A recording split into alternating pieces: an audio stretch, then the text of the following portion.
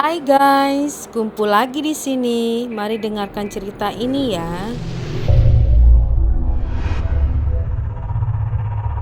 Di awal cerita, ada seorang gadis cantik Sumiarsih namanya. Dia adalah kembang desa waktu itu. Sumiarsih lahir di Jombang pada 28 September 1948. Dia lahir dari keluarga yang sangat miskin dan juga terpuruk dalam ekonomi. Sumiarsih mempunyai keinginan yang kuat untuk mengangkat derajat orang tua dan adik-adiknya agar menjadi keluarga yang kaya dan terpandang. Saat itu, Sumiarsih banyak disukai oleh kaum Adam karena parasnya yang cantik. Bahkan, banyak yang ingin menjadikan Sumiarsih sebagai istrinya. Di antara para pria yang datang, ada satu pria yang menarik perhatian Sumiarsih, yaitu Suadi. Selain berbudi luhur, dia sabar dan bertanggung jawab. Akhirnya, mereka pun menikah. Pada waktu itu, usia Sumiarsih 15 tahun. Dan setahun kemudian, lahirlah anak pertama yang diberi nama Sugeng. Pada tanggal 15 September 1964. Walaupun sudah menikah dan mempunyai anak, Sumiarsih ingin mempunyai uang sendiri. Dia ingin merantau ke kota Jakarta, akan tetapi dilarang oleh suaminya. Karena keinginan besar itu, rumah tangganya dengan Suadi menjadi goyah. Suadi yang bekerja serabutan tidak mampu menaikkan derajat keluarganya, sehingga mereka sering cekcok dan akhirnya bercerai. Sugeng baru 2 bulan usianya, dan sementara Sumiarsih pergi ke Jakarta, dia dititipkan ke ibunya. Di Jakarta, Sumiarsih bekerja di warung makan, dan gaji di tempat itu kecil, sehingga Sumiarsih mencari pekerjaan lagi, agar dia bisa mendapatkan uang yang lebih banyak dalam waktu yang cepat. Dengan paras yang cantik, dan dengan bantuan seorang kawan, Sumiarsih bisa mendapatkan pekerjaan di sebuah klub hiburan malam di daerah Ancol. Di tempat itu, dia mendapatkan banyak uang tips dari para tamu-tamu. Dan dari pendapatannya, ia rutin kirimkan ke keluarganya guna keperluan membangun rumahnya di desa supaya menjadi bagus. Sumiarsih pun membelikan sepeda kepada anaknya Sugeng, dan juga membelikan barang-barang mewah kepada ibunya serta adik-adiknya. Setelah Sumiarsih bisa membangun rumahnya di desa, dia pun membeli rumah di kota Jombang, tepatnya di Jalan Gajah Mada, agar adik-adiknya ini tidak terlalu jauh pergi ke sekolah. Ketika bekerja sebagai hostess di klub hiburan malam, Sumiarsih banyak melayani lelaki hidung belang.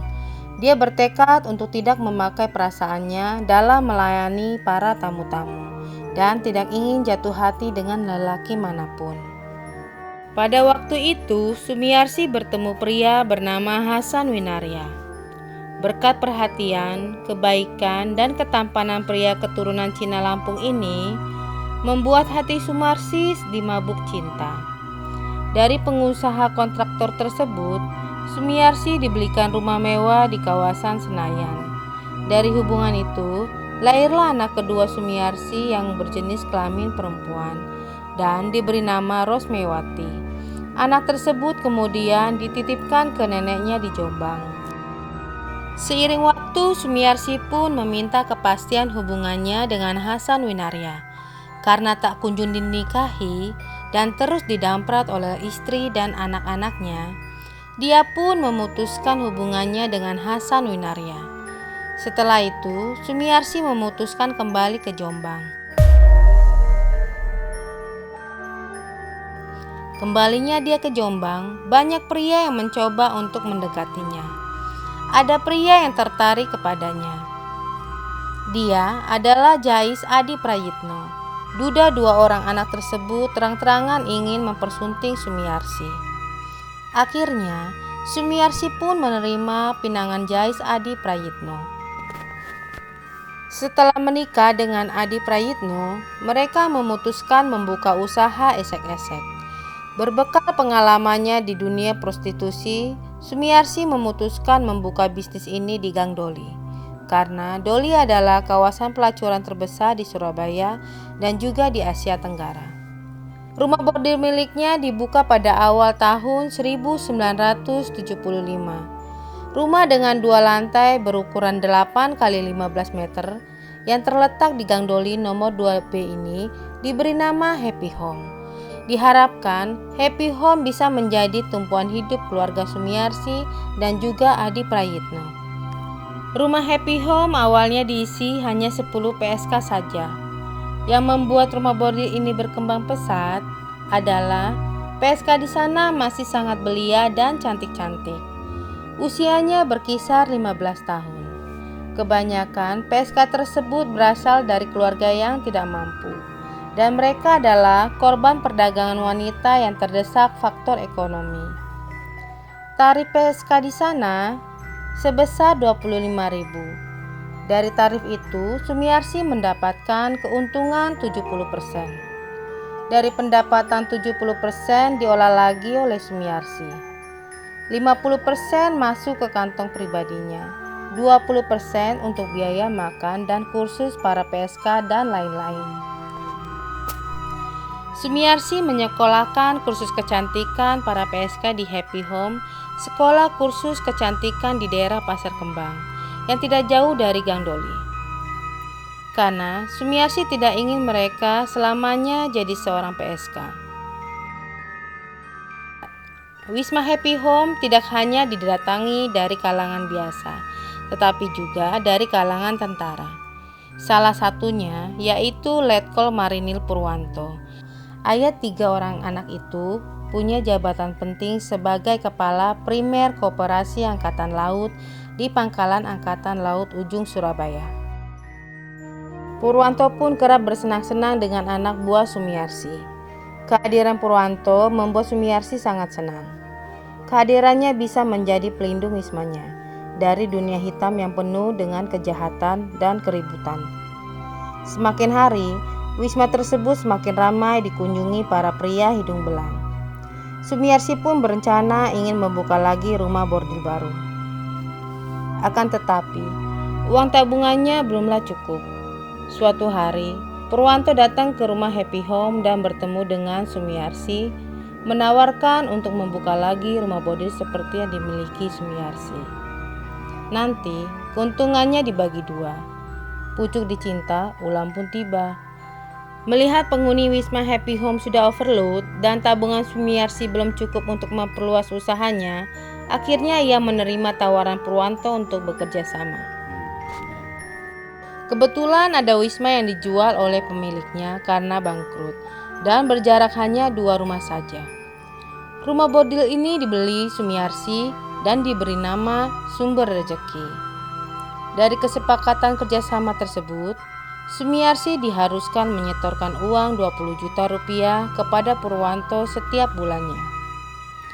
Apabila Sumiarsi telat bayar, akan dikenakan denda sebesar 20-30%. Setoran kepada Purwanto ini setiap tahun akan mengalami kenaikan 1 juta rupiah.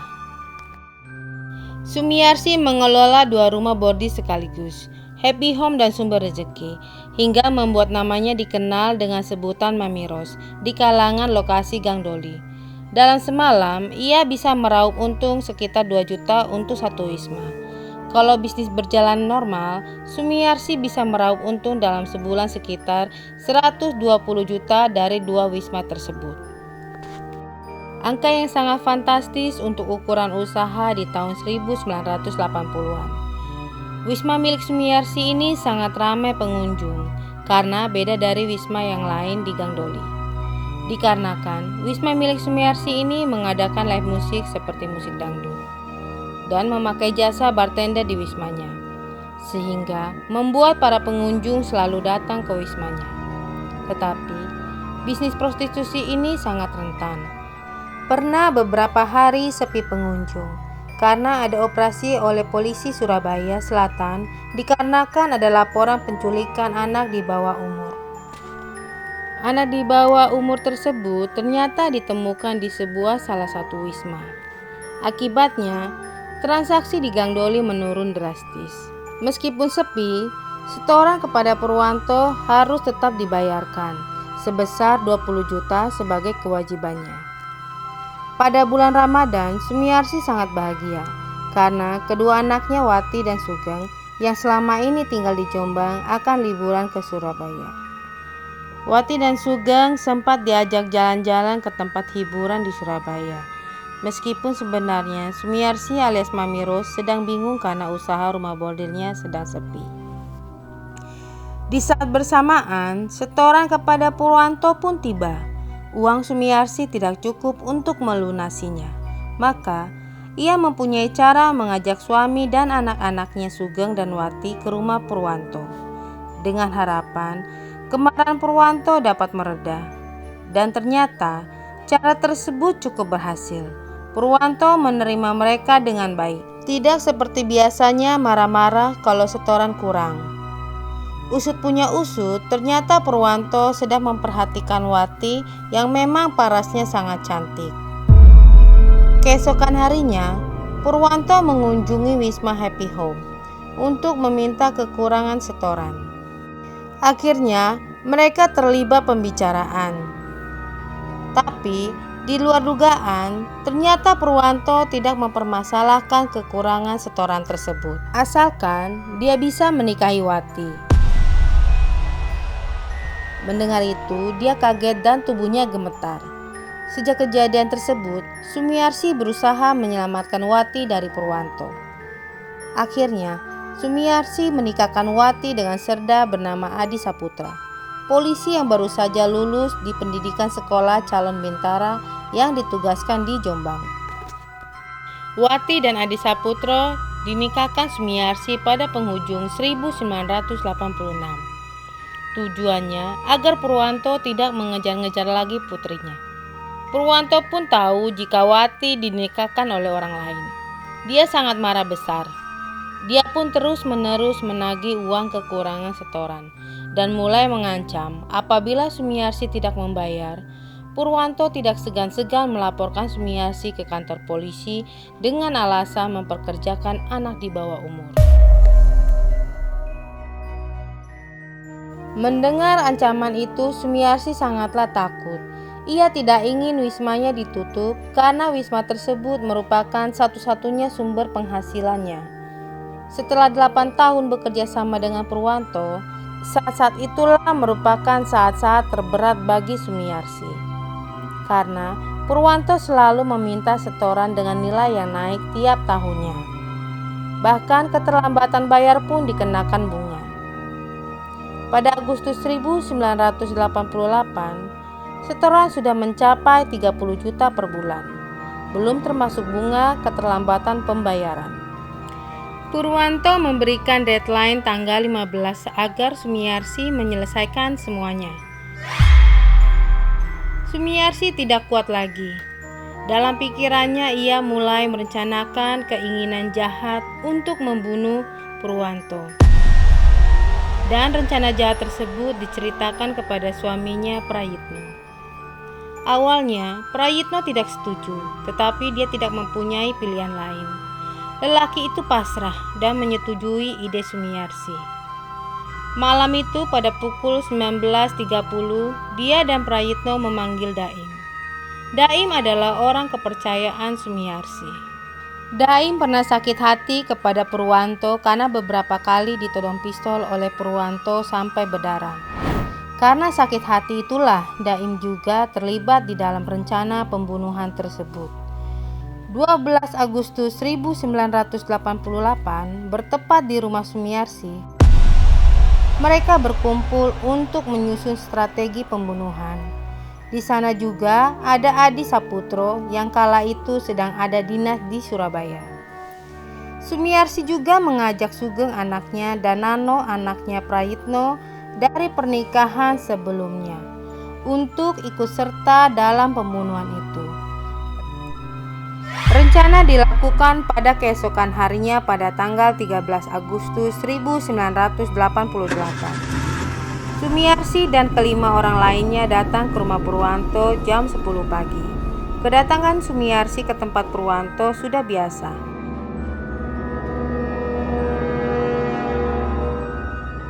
satu sama lain saling mengenal baik dan tidak ada curiga sama sekali.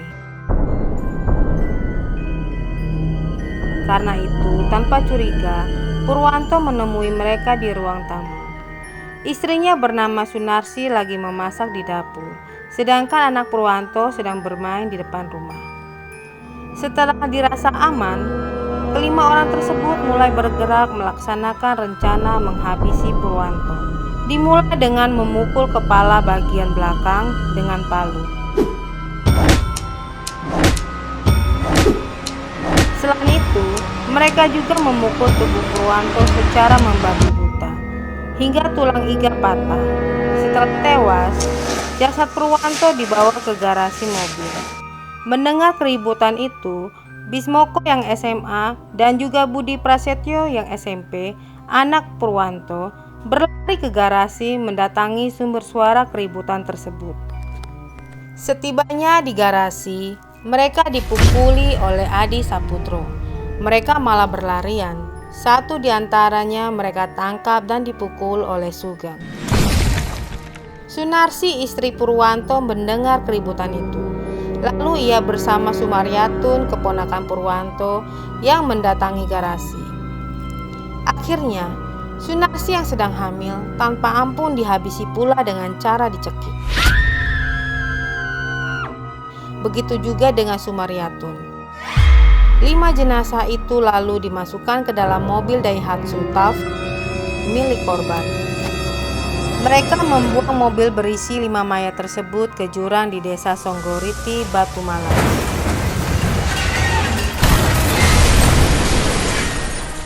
Pada akhirnya, dengan cepat polisi berhasil mengungkap kasus pembunuhan tersebut.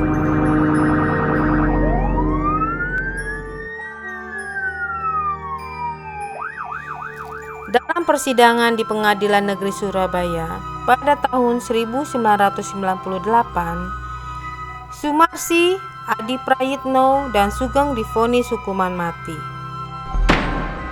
Sedangkan Adi Saputra juga dijatuhi hukuman mati di Mahkamah Militer 3 Surabaya. Sebelum dieksekusi mati, Sumiarsi dan anaknya Sugeng dipertemukan di Rutan Medaeng, Sidoarjo pada Rabu 16 Juli 2008. Pada hari itu, suasana haru menyelimuti keduanya. Sumiarsi dan Sugeng terpidana mati kasus pembunuhan keluarga Letkol Purwanto pada 1988, dieksekusi mati pada Jumat 9 Juli 2008, sekitar pukul 24 waktu Indonesia Barat.